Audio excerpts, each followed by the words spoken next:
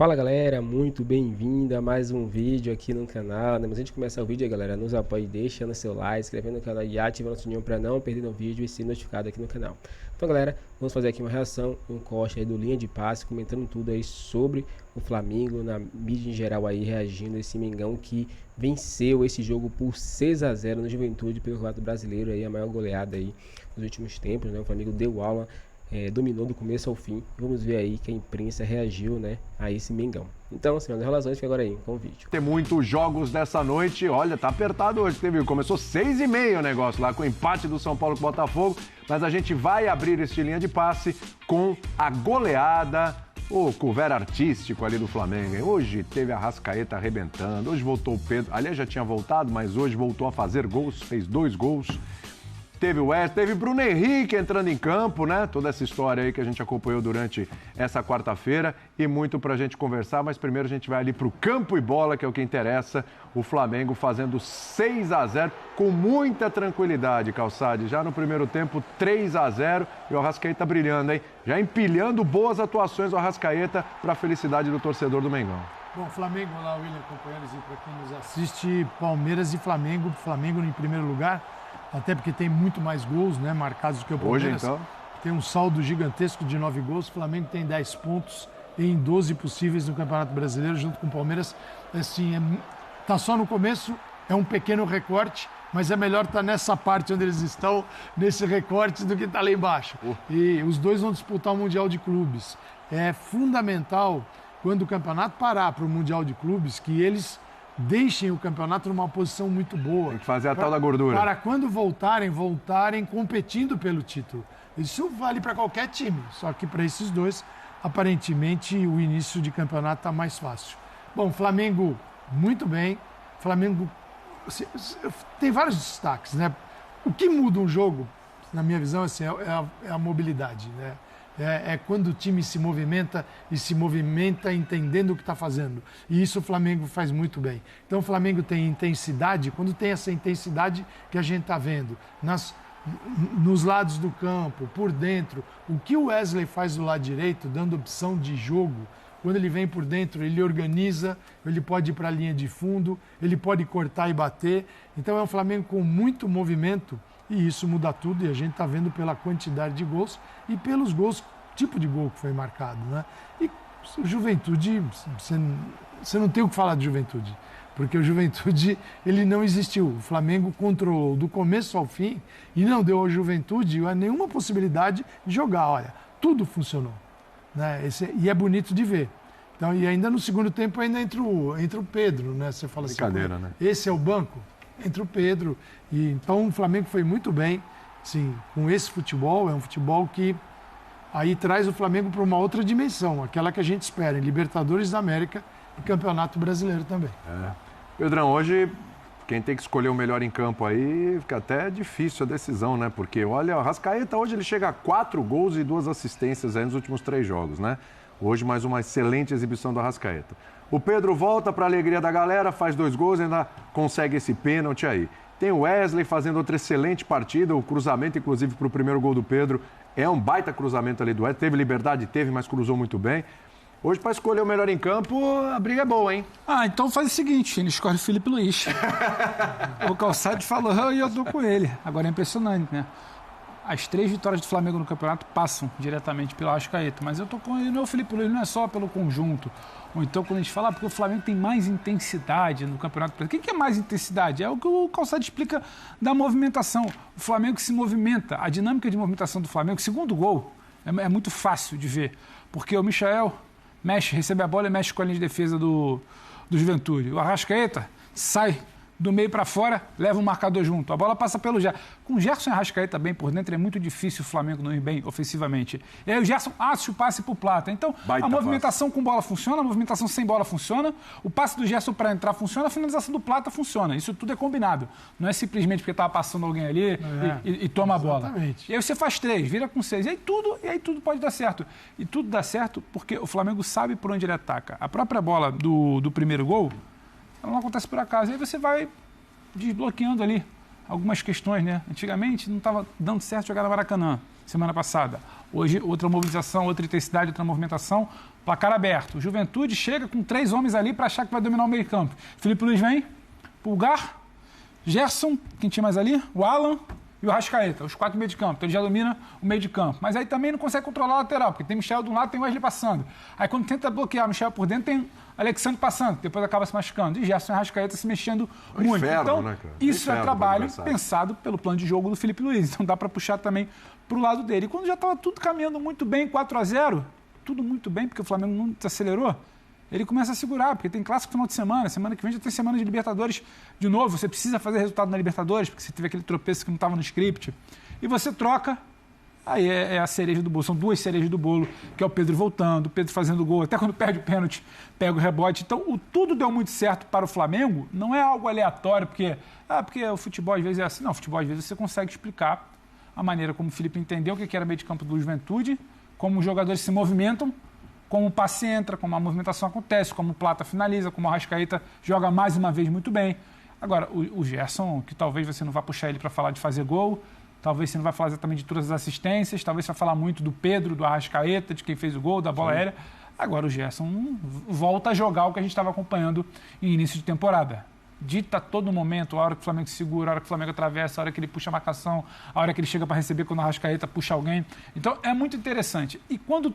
É igual o acidente de avião. O Flamengo não tropeça para o Central Córdoba por um motivo só. O Flamengo também não atropela, né, o Juventude por um motivo só. São muitas boas peças encaixadas. Aí você está falando, só para finalizar, de Wesley, um bom treinador, Gerson, Arrascaeta, Plata para finalizar, Michael segurando a bola para prender a defesa, Arrascaeta se movimentando, Pedro entra para finalizar. Então, é muita coisa boa, é muito bom valor em campo, são muitos bons valores em campo. É pouco provável que isso não dê certo quando a engrenagem estiver bem azeitada, como no jogo de hoje. Uma boa sequência agora de 2 jogos, assim, com boas, mais do que isso, né, Pro? 2 boas atuações. Contra o Grêmio já podia ter sido goleado. Sim. Contra o Grêmio já poderia ter sido goleado, 2-0 ficou barato, né? Agora a goleada acontece. E tem, acho que, um fator interessantíssimo nesse Flamengo também, além do futebol, do trabalho do Felipe, tá? Questão física, né? O Flamengo, ele negociou ali em dado momento, como lembra o Pedro, porque realmente tem uma sequência, tem clássico, não vai poder poupar muito num clássico, depois tem um jogo importante semana que vem, mas ainda assim, na maior parte do jogo, com muita intensidade, né? É um time que não abre o bico, né, William? Boa noite para você, para os companheiros, para todos e todas que nos assistem. No nosso dia a dia, a gente encontra muita gente na rua que tem uma frase padrão, né? Fala bem lá do meu time. Que todos nós já ouvimos. Eu poucas vezes estive tão à vontade para falar bem de um time como hoje. Você falou das individualidades, eu elegeria o time como a peça principal desse espetáculo que o Flamengo deu. Você falou em couvert, estão cobrando caro pelo couvert. Então mesmo, no meio do jogo a galera pediu, baixa o ingresso. Você tinha 2 setores do Maracanã, um fechado e o outro vazio. Para esse time que está jogando essa bola e para esse treinador que merece... Complicado, esquisito. Preços aí de 80 a 500 reais hoje, hein? Independentemente disso, hoje valeu cada tostão. Esse time funciona como um organismo, que é o que a gente cobra de todo time do país. Ele contraria certas lógicas, como aquela de que nenhum time consegue ser intenso os 90 minutos, hoje 100 minutos no futebol. Esse time estava marcando com a mesma seriedade quando ganhava de 5, antes do pênalti. As substituições dão uma amostra disso, né? Volta com o Luiz Araújo no lugar do Pulgar, ganhando de 3. Depois você tem Pedro entrando no lugar do Arrascaeta. Você ainda entra o Cebolinha. Só não foi mais porque o Michael perde um gol imperdível no primeiro tempo. É uma atuação assim que beira a perfeição, e eu estou indo além daquela questão da nota artística, que foi uma expressão cunhada pelo próprio Felipe Luiz depois dos 2-0 sobre o Vasco, no Carioca. Acho que foi o Jorge Jesus o primeiro que falou isso, né? De nota artística, né? Isso, e o Felipe Luiz resgatou aquela questão da nota artística, mas para além da nota artística, são artistas operários. Esse é o sonho de todo mundo que pratica futebol. Eu, quando era criança, jogava com um primo meu, que ele jogava muito bem, mas ele não tinha essa entrega, esse empenho. Eu falava assim, poxa, se esse cara tivesse a força de vontade que eu tenho, que eu sempre fui um grosso de bola, né? Por isso fui pro gol. E o Flamengo do Felipe Luiz se aproxima disso, porque entre as coisas que o Felipe Luiz assumidamente diz copiar, das coisas boas. O que ele copia do Jorge Jesus é essa intensidade durante todo um jogo. Aquele time de 2019, eu nunca vou esquecer um jogo que o Flamengo já estava goleando o Goiás de 5 e continuava chutando bola até o apito final do árbitro. Isso está acontecendo com essa equipe, independentemente do adversário. A gente vai analisar aqui outras vitórias de outros clubes contra adversários mais pesados, no caso o Palmeiras contra o Internacional. O torcedor do Palmeiras pode estar bem empolgado também, com as 2 últimas exibições, hein? Promissoras. É certo que o Juventude hoje foi um sparring, mas tem muita gente que pega sparring, inclusive por estar enfrentando um sparring, relaxa. Esse time do Flamengo não relaxa nunca.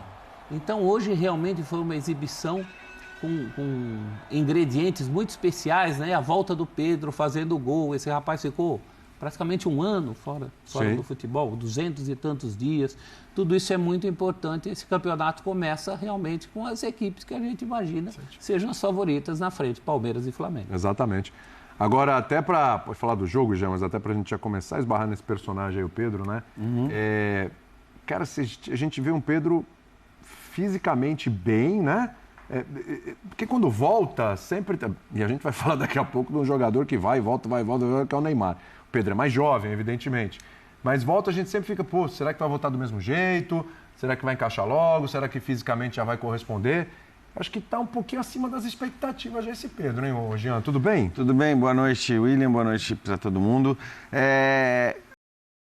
Sem dúvida, acho que primeira coisa, assim, que no Flamengo não tem aquela ânsia do cara voltar antes da hora, de você apressar a volta, porque a gente está falando de um time que hoje, por exemplo, tirou do banco de reservas o Pedro, o Cebolinha, o Luiz Araújo, o Ayrton Lucas. Que time pode se dar o luxo de fazer isso? Poucos. Portanto, você não precisa forçar a barra para o Pedro entrar logo. Você pode fazer com que o jogador volte no momento em que ele pode estar pronto, está apto para voltar. Agora, o Pedro hoje ele acaba sendo uma cereja no bolo, né? Do que foi a atuação como um todo. Porque óbvio que é muito legal a gente ver o que o Flamengo fez hoje, porque foi uma atuação irrepreensível, mas ninguém pode cobrar isso, nem do Flamengo, nem de ninguém.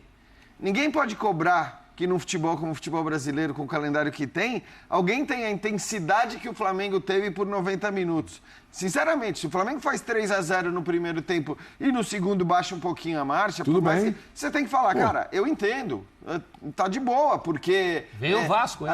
Vem o Vasco, vem Libertadores, vem um calendário alucinante até o final da temporada. Então, assim, a gente também, na questão da cobrança de intensidade, que é algo hoje muito comum, né? Se cobrar intensidade, mas nem parece que estava jogando um clássico, nem parece que estava jogando uma final. Acho que, assim, obviamente existem contextos em que você tem que cobrar isso. Em outros, você tem que compreender, porque o Flamengo atropelou de um jeito o Juventude. Já foi um espetáculo tão grande o primeiro tempo, porque o primeiro tempo foi 3, mas podia já ter sido 4, 5. Com todo respeito ao Juventude, sabe o que parecia? Parecia aqueles jogos em que o time principal vai, sabe, comecinho de temporada, aí você chama ali o Sub-17 para brincar, ou o time da cidade do interior que você tá... E aí você fala, bom, vamos lá. Só que ao contrário do que em geral as grandes equipes fazem nesses contextos, o Flamengo estava com fome. O Flamengo queria um gol atrás do outro, queria gol o tempo todo. Fez o primeiro, fez o segundo, fez o terceiro, continuou brigando.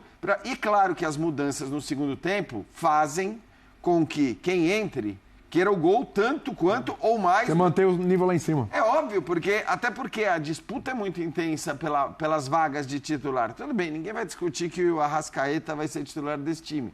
Aí não tem muita briga. De resto, assim, eu acho que tem 2, 3 nomes que você não vai discutir, mas tem uma disputa que, assim, se você baixa o teu nível, né, técnico ou físico, ou o que quer que seja, por 3, 4 jogos...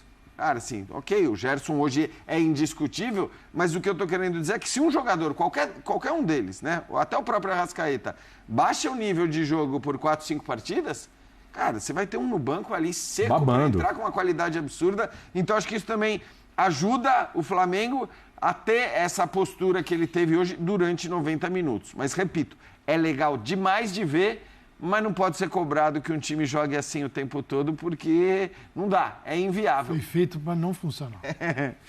Quer ser um exemplo para como é feito para não funcionar? E outro jogo a gente vai falar daqui, só para aproveitar o momento. Você acha que pode uma tabela? Hoje é quarta-feira. O Palmeiras vai jogar em Porto Alegre e depois sai para jogar em Fortaleza no final de semana? 2 saídas, uma para o sul do Brasil, outra para o Nordeste. Você acha que isso tinha alguém tomando conta na hora que fez isso? Isso é super aleatório. Ele falou que não concorda com a questão da atitude, né? Que ela mudou em relação ao jogo contra o Central Córdoba, mas em relação ao jogo de hoje, né? Contra o Juventude. Mas o time foi muito diferente, né? Na estrutura, no jeito de jogar, no número de oportunidades que foram criadas. Claro que há diferenças entre um adversário e outro, sem comparar o Central Córdoba com o Juventude, que a gente não tem nem muita margem para isso, né? Mas o time foi muito diferente hoje em relação àquele jogo. O que ele está tentando combater ali é a tendência a reduzir quase todos os debates a uma questão de vontade. Não, de vontade. De vontade, sim, sem dúvida. Porque o jogador sempre quer ganhar. O que ele repetia, o que ele disse, eu não concordo com a mudança de atitude ou de postura. Que quase sempre a gente parece que o jogador entra em campo escolhendo se vai ganhar ou se não vai ganhar. E não é assim que funciona. Aquele jogo, de fato, o Flamengo, antes de tomar o primeiro gol, o Flamengo teve 2, 3 oportunidades boas e acabou não concluindo. E depois que tomou o gol, aí, de fato, o time fez muitas coisas erradas no jogo, o time não funcionou. Eu acho que era esse ponto que ele estava se pegando. É boa a entrevista do Felipe, é corajosa em certo aspecto, né? Assim, quando ele fala sobre a questão de apostas, mas ele, ao mesmo tempo que ela é corajosa, ela mostra como o tema é complexo, né? Porque se a gente olha a entrevista, o Felipe está falando sobre uma opção dele até de vida, de fora do futebol, de não aceitar propostas de propaganda, de fazer anúncios de casas de aposta, e é uma decisão dele, pessoal, elogiável, que demonstra um compromisso dele com alguns valores dele e de limites que ele coloca. Mas para você ver como isso é complexo, ele dá essa entrevista, o que ele tem no peito, do lado esquerdo da camisa, do lado direito da camisa, uma marca. O que ele tem nas costas. Exatamente. E isso mostra o quanto esse tema é complexo. E por que eu insisto na questão de educar os atletas sobre isso? E educar não é só dizer você não pode, obviamente, manipular um resultado. É educar num sentido mais amplo, das suas relações pessoais, do tipo de informação que você pode compartilhar. Cuidado que você porque tem que ter, impossível que alguém hoje milite no futebol sem que seja transformado num veículo de propaganda de uma casa de aposta. Porque elas estão ao redor do campo, elas estão no nome do campeonato, elas estão nas empresas como nós que transmitem o jogo, estão nos programas esportivos. As 20 camisas dos times da certamente, ou em alguma propriedade comercial de qualquer um dos 20. E o tempo todo, o futebol hoje ele é exibido com as propagandas de aposta, quase que mostrando a todo mundo, olha, a experiência de viver o esporte, ela só é boa se você ao mesmo tempo estiver apostando junto. Então, virou um elemento naturalizado no ambiente do jogo.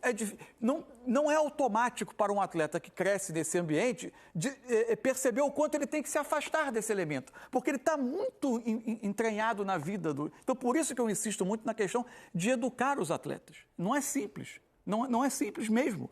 Porque a punição também passa, né, por educação e punição, né? Também. Eu acho que isso tudo vai precisar acontecer. A partir de agora, o inquérito foi encerrado, o Bruno Henrique foi indiciado, agora passa do inquérito policial para a fase da justiça. Na justiça, ele vai apresentar as suas razões, se defender, e a gente vai acompanhar os próximos passos. Eu acho que vai muito além do futebol. Lógico que, de certa forma, é uma burrice, cara, alguém que está tendo oportunidade, isso falando no geral, de mudar de vida através, que seja do futebol. Só que tem outros tantos na nossa periferia da sociedade que estão realmente sofrendo muito mais com isso. A gente tem direito de escolha, certo? Por isso que cassinos no Brasil não eram regularizados. Como que essas empresas entraram dessa maneira?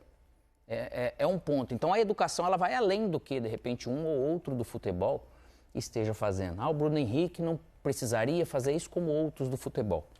Só que nós temos que olhar que isso realmente para a sociedade ele é mais grave ainda, porque tem gente que, até dentro do assistencialismo, que é importante e necessário num país subdesenvolvido ou procurando se desenvolver, que também recebam essa educação para poder aprender seus limites, entende?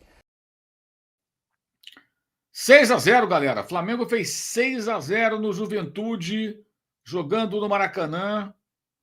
uma grande goleada, uma grande atuação para, de certa forma, fazer o torcedor curar um pouquinho a mágoa, a chateação pela derrota uma semana antes para o Central Córdoba na Libertadores. O Flamengo fez o jogo ficar fácil. O Juventude não é um time tão competitivo. Bem, o Botafogo ganhou por 2-0 recentemente, jogando no seu estádio. Não foi um jogo tão simples. Até quando estava 1-0, o Juventude ameaçou. Depois de tomar 2-0, ameaçou de novo. Hoje o Flamengo passou o trator, mais um gol rápido, um gol com 12 minutos contra o Grêmio, foi aos 13. E aos 22 já estava 3-0, o jogo estava resolvido. O Flamengo consegue uma vitória expressiva numa semana muito fundamental, porque além desse jogo, sábado é o clássico contra o Vasco. O clássico sempre tem uma relevância óbvia pela rivalidade, em que pese um momento difícil de oscilação do time vascaíno.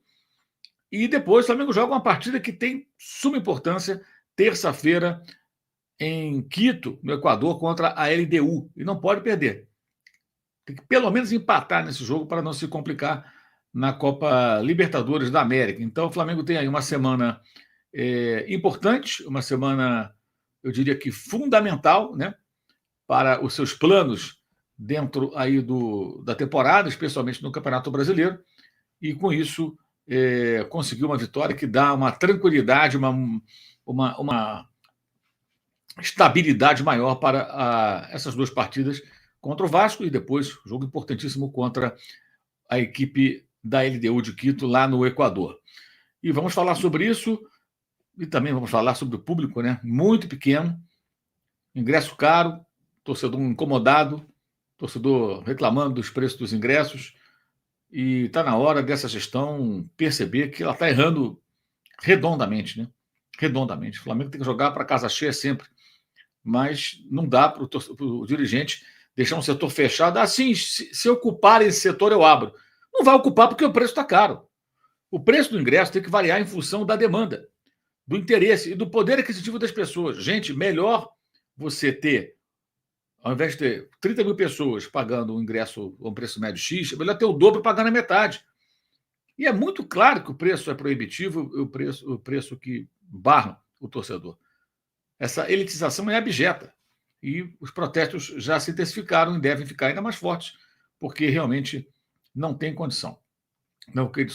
Isso aí não é Flamengo, né? Para fazer aí uma frase antagônica àquela tantas vezes repetidas pelos rubro-negros. Então, o Flamengo venceu muito bem, fez o jogo ficar fácil, amassou o adversário, marcação alta, bola recuperada no campo de ataque, uma jogada atrás da outra, e fulminando a equipe do Juventude num 6-0 sonoro, e com isso é o líder do campeonato, não só pelo número de gols marcados, como era até o fim de semana, mas também no saldo. Tem um saldo melhor do que o do Palmeiras, que fez um resultado excepcional, derrotando o Internacional em Porto Alegre. Os dois lideram, seguidos pelo Fluminense, com 9 pontos ganhos, que venceu 3 jogos com o Renato Portaluppi, 2 em casa, com gols do final, contra Red Bull Bragantino e Santos, e hoje derrotou o Corinthians por 2-0, mais um choque de realidade para o time corintiano, que tem corintiano que fica até hoje comemorando o título paulista, né? A realidade é bem outra. Aqui alguns superchats, né? O Fran, o gol importante do Pedro, mais bonito do Arrasca. Pois é, eu fiz, aliás, a pesquisa de hoje sobre quem foi o grande destaque do Flamengo. Eu coloco o Arrascaeta, o Pedro, o Pulgar e o Danilo. Os autores dos gols, né? Foram todos eles que fizeram gol. Não sei se eu esqueci alguém que fez gol aqui. Pulgar fez o primeiro, Danilo fez o terceiro. Não, Pulgar fez o primeiro, Danilo o terceiro. Faltou o Plata. Mas eu acho que o Plata não vai ser considerado grande destaque por ninguém. Não jogou mal, mas também a ponto de se destacar, sinceramente, eu, pelo menos, não vejo. Vamos continuar, então, aqui com os superchats. Antes da gente ir para a entrevista do Felipe Luiz, diz aqui o JRB Games, atuação de gala hoje, ninguém merece crítica. Realmente um partidaço, um partidaço. RMP me pergunta o Hermano, Wesley errou o cruzamento para o Pedro fazer o gol? Foi o único que ele acertou, Hermano, o único. Graças a Deus foi justamente para o Pedro, e o Pedro guardou o primeiro gol dele na volta, depois de 7 meses afastado. Jorge Lasperg, salve Renato, mais uma contusão de posterior de coxa? Muito estranho isso, parece que o Tanuri arriou um ebó na encruzilhada. Bota uma dose para nós. Tintim, olha aqui, deixa eu dizer uma coisa para você. Não é questão de ebó. A questão é que nós temos 2 jogadores, pelo menos, que têm uma idade e uma situação física já comprometida. Quem são esses dois? Alexandre e Danilo. 2 jogadoraços, mas que o corpo não aguenta mais uma sequência de jogos.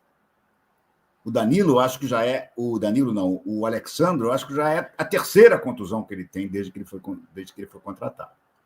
O corpo do Alexandre não permite mais que ele jogue em altíssimo nível 2, 3, 4 jogos.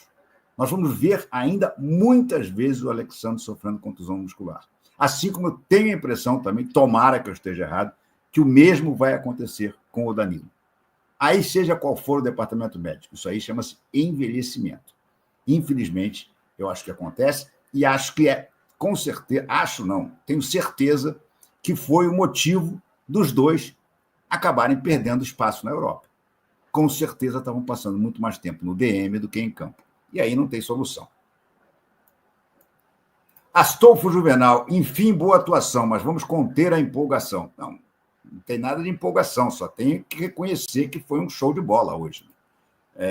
Vox Pádua, Renato, boa noite. Minha admiração por você e muito feliz pelo Mengão. Abraços do Pádua e Arthur do Realengo. Abraço para vocês aí também, Pádua. Então é isso, galera. Chega mais um fim de um vídeo aqui no canal. Vimos a imprensa aí, né, em geral, repercutindo essa vitória do Flamengo. Aí uma vitória surreal, né? O Flamengo venceu aí uma goleada histórica por 6-0. Vencendo aí o Juventude, que até o momento estava em 3º colocado, né? Agora desceu para 4º, se não me engano. Então não era um adversário tão fácil, né? Tinha vencido os 2 últimos jogos dele. E agora o Flamengo venceu e é líder do Brasileirão. Na verdade, continua líder, né? O Palmeiras também venceu o jogo contra o Internacional, um jogo difícil, eles venceram também. Mas o Flamengo tem um saldo maior de gols, né? Ainda mais com esse jogo aí que deu 6-0 no Juventude, né? E vimos aí que a imprensa em geral aí ficou bastante eufórica com o Flamengo, né, que venceu esse jogo e mostrou, né, que vai mostrar serviço nesse Brasileirão, a prioridade máxima, né, e não vai vacilar, né, e é isso que eu acredito que o Flamengo vai fazer e boto muita fé nesse Mengão, né. E aí, torcedor, gostou desse placar? Comenta pra gente sua opinião aqui, galera, se inscreva no canal e ative o sininho pra não perder nenhum vídeo e logo mais tem mais vídeo pra vocês aqui no canal. Agora valeu e até o próximo vídeo.